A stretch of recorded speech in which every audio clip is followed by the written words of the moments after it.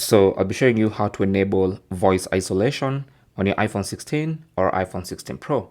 So this is basically a phone call app or a feature on your iPhone 16 or iPhone 16 Pro that allows you to basically reduce background noises and try to isolate your voice when you're in an active phone call. So this makes phone calls better heard on the other end. The person can hear you more clearly. And so you can only enable this when you're in an active phone call. So anytime you're in an active phone call, just go to the control center by sliding down from the top right corner and then tap on phone controls. You can see it right there. Tap on that. And then these are the phone controls. And what you need to do now is select voice isolation. Now, once you select that, that basically means you've enabled voice isolation and your phone will try to isolate your voice so that even when you're in a noisy background, the other person can hear you more clearly. Thanks for watching.